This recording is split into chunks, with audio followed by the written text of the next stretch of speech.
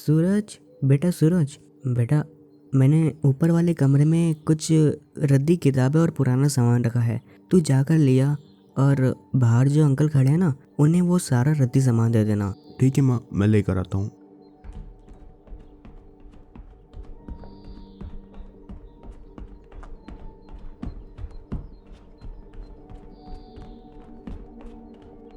कहाँ रखा है वो रद्दी सामान? हाँ, वो रहा। अरे ये तो बहुत सारी किताबें हैं। एक काम करता हूँ, इन सारी किताबों को लेकर जाता हूँ। माँ, मैं ये सारी किताबें लेकर आया हूँ। इन्हें उस अंकल को दे दूँ क्या? हाँ बेटा, तू ये सारी किताबें उन अंकल को दे आ। ठीक है माँ। लो भैया, ये सारा सामान आप लेकर चले जाओ अपने साथ, और ये बाकी की किताबें भी आप अपने साथ लेकर जाओ। अरे ये किताब गिर गई। ये किताब, ये बुक तो देखने में तो किसी की पर्सनल डायरी लगती है। लो बेटा, ये किताब भी मैं इसमें रख देता हूँ। नहीं नहीं अंकल, आप इसे रहने दीजिए। एक काम करिए, आप ये बाकी का सारा सामान लेकर जाइए अपने साथ। इस किताब को आप रहने दीजिए। ठीक है बेटा, जैसा तुम कहो। ये किताब देखने में तो काफ़ी पुरानी लगती है। लगता है किसी की पर्सनल डायरी है। एक काम करता हूँ, घर के अंदर जाकर इस किताब को मैं पढ़ता हूँ। 18 दिसंबर 2014। मतलब ये किताब तो पूरे 10 साल पुरानी है। इसके फर्स्ट पेज में क्या लिखा है? रवि। अच्छा, हाय, मेरा नाम रवि है। मैं पूरे 26 साल का हूँ और एक आईटी कंपनी में जॉब पाकर अब मैं काफ़ी ज़्यादा खुश हूँ। मैं अपने लाइफ में इतना ज़्यादा खुश हूँ कि उन पूरे खुशी के लम्हों को मैंने इस डायरी में लिख कर बयां किया है। शायद ही अगर किसी को मेरी ये डायरी मिले और वो उस डायरी को पढ़े तो वो भी काफ़ी ज़्यादा खुश हो। अभी कुछ साल पहले ही मेरी आईटी कंपनी में जॉब लगी थी और लगभग 1 महीने पहले, मतलब नवंबर 2016 को मेरी अनामिका से शादी हुई थी। इस शादी के बाद मैं और मेरे परिवार वाले काफ़ी ज़्यादा खुश थे। अनामिका जितना ज़्यादा दिखने में खूबसूरत थी, उससे ज़्यादा वो होनहार और इंटेलिजेंट भी थी। मुझे और मेरे घर वालों को अनामिका के आने के बाद किसी और चीज़ की कमी महसूस नहीं हुई। अनामिका को तो कुछ ही दिन हुए थे मेरे घर पर आए, पर वो अब सबकी फेवरेट बन चुकी थी। सब कुछ अच्छा चल रहा था। मेरी नौकरी भी अच्छी चल रही थी और मेरी ये शादीशुदा जिंदगी भी बिल्कुल फर्स्ट क्लास चल रही थी। पर फिर एक रात कुछ ऐसा हादसा हुआ मेरे साथ, जिस हादसे के बाद मेरी पूरी लाइफ ही बदल गई। उस रात करीब 2 बजे अचानक ही अनामिका की छाती पर भयंकर सा दर्द होने लगा। मैं और मेरा परिवार काफ़ी ज़्यादा डर गया था। मैंने अपने परिवार को ये कह दिया कि मैं तुरंत ही अनामिका को अपने साथ कार में लेके जाता हूँ पास ही के हॉस्पिटल में। वो हॉस्पिटल मेरे घर से करीब 8 से 9 किलोमीटर दूर था। पर उस हॉस्पिटल में पहुँचने से पहले ही अनामिका ने दम तोड़ दिया। वो हमेशा हमेशा के लिए मुझे और मेरे परिवार को छोड़कर चली गई। और इस हादसे के बाद अगले ही दिन मैंने अपनी स्वर्गवासी पत्नी का अंतिम संस्कार अपने हाथों से किया। और वाकई में मैं ये दिन कभी भी नहीं भूल पाऊंगा। कुछ 2 से 3 दिनों के बाद हमारे पास अनामिका की पोस्टमार्टम रिपोर्ट आई, जिसमें ये लिखा था कि अनामिका को दिल का दौरा आया था, जिसकी वजह से उसका हार्ट फेल हो गया था और अनामिका की मौत हो गई। उस दिन के बाद से अनामिका के जाने के बाद मैं हमेशा शराब के नशे में धुन रहता था। हर रात मैं शराब पीता और अनामिका को याद करके बहुत रोता।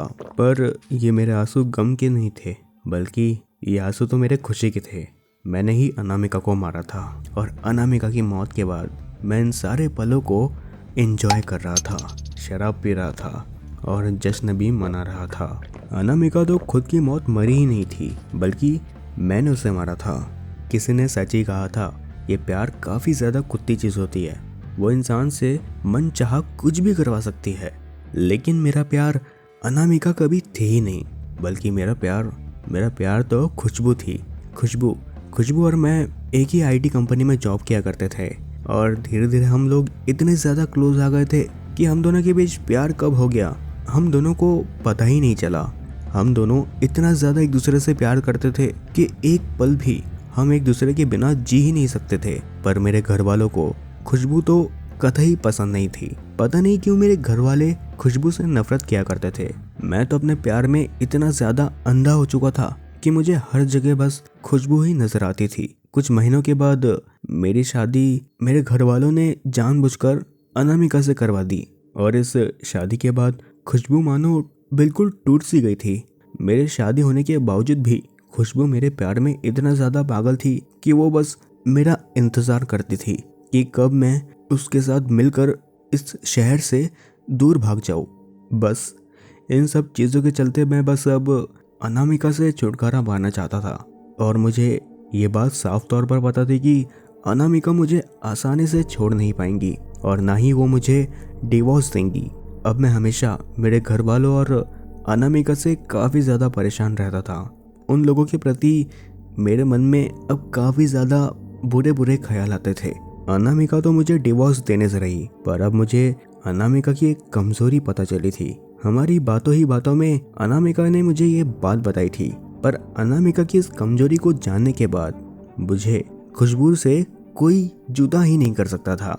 अनामिका तो बाहर से काफ़ी ज़्यादा मजबूत थी, पर वो जितनी ज़्यादा बाहर से मजबूत थी उतनी ही ज़्यादा अंदर से खोखली थी। वो काफ़ी ज़्यादा डरपोक थी। उसे भूत प्रेत पिशाच सबसे काफ़ी ज़्यादा डर लगता था। और इन सब सारी बातों को जानने के बाद मुझे अब साफ तौर पर ये समझ आ गया था कि आगे मुझे अब क्या करना है। अब मैं हमेशा शाम को ऑफिस से अपने घर पे आने के बाद हॉरर मूवीज़ देखा करता था।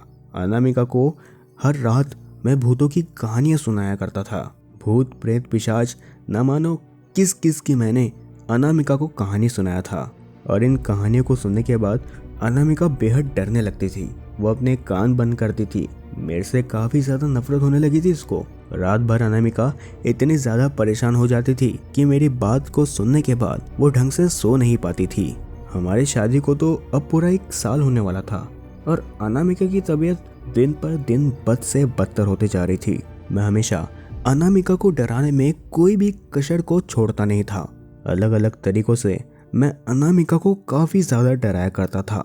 कभी कभार तो मैं उसके पीने के पानी में नशीली दवाइयाँ मिलाकर उसे पिलाया करता था ताकि वो अंदर से और भी ज़्यादा कमज़ोर हो जाए। अब इतने वक्त के बाद अनामिका इतनी ज़्यादा बीमार पड़ गई थी कि अब खुद उसको हर रात भूत के सपने आया करते थे। पूरे 1 साल तक अनामिका ये सब सहन करते गई, पर वो घर वालों को कुछ नहीं बता सकती थी क्योंकि वो मुझसे काफ़ी ज़्यादा डरती थी। पर फिर एक रात अनामिका को रात में सोते वक्त इतना ज़्यादा भयंकर सपना आया जिसके बाद उसको हॉस्पिटल ले जाना पड़ा। उसके सीने में काफ़ी ज़्यादा दर्द हो रहा था। पर सच बताओ तो मैं अनामिका को हॉस्पिटल लेकर ही नहीं गया था, बल्कि मैं उसे अपनी कार में बैठाकर पहले कब्रिस्तान लेकर गया था। जहां पहुंचते ही फिर मैंने अनामिका को बेहद डराने की कोशिश करी और मेरा ये प्लान पूरी तरीके से सक्सेसफुल भी रहा। कार में बैठे बैठे अनामिका इतनी ज़्यादा डर गई कि उसको कार में ही हार्ट अटैक आ गया और वो कार में ही मर गई। पुलिस और घर वालों से बचने के लिए अनामिका को मैं खुद अपने हाथों से हॉस्पिटल लेकर आया। हॉस्पिटल में पहुंचने के बाद डॉक्टरों ने तुरंत ही उसे मृत घोषित कर दिया था और फिर पोस्टमार्टम की रिपोर्ट में भी ये साफ तौर पर लिख कर आया था कि अनामिका को दिल का दौरा आया था जिसकी वजह से उसकी मौत हो गई। मेरे प्लान के मुताबिक अनामिका तो मर गई थी और किसी को भी मेरे ऊपर शक नहीं था। बस इस बात का मैं जश्न मना रहा था, पर मैंने कभी सपनों में भी नहीं सोचा था कि मेरे साथ कुछ ऐसा हो जाएगा जिसके बाद मेरी ज़िंदगी पूरी तरीके से बर्बाद हो जाएंगी।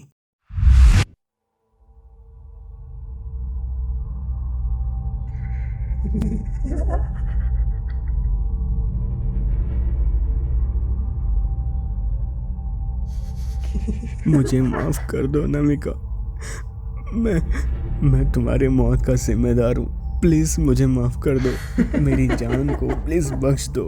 मुझसे बहुत बड़ी भूल हो गई है। प्लीज़ मुझे माफ़ कर दो।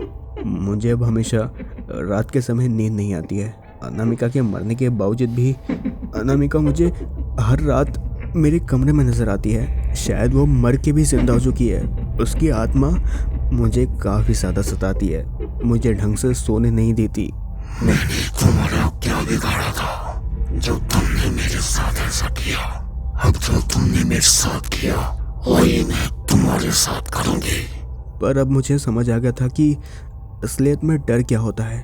अनामिका मुझे हमेशा डराया करती।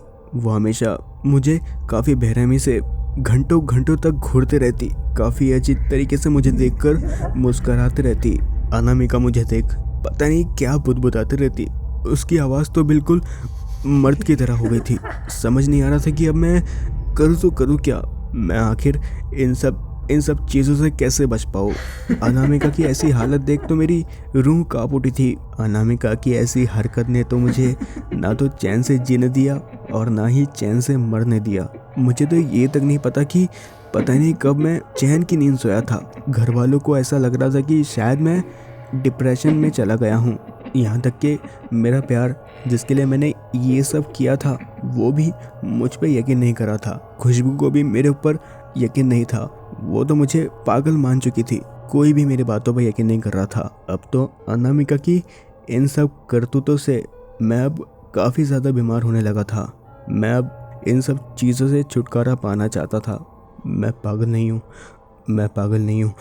अनामिका की वजह से मैं बीमार हो चुका हूँ और अब मुझसे ये सब चीज़ें बर्दाश्त नहीं की जाती। इसलिए मैं एक ऐसा कदम उठाने जा रहा हूँ जिसके बाद अब शायद ही मेरे घर वालों और खुशबू को मेरी बातों पर यकीन हो जाए। ये मेरी आत्महत्या का सबूत है।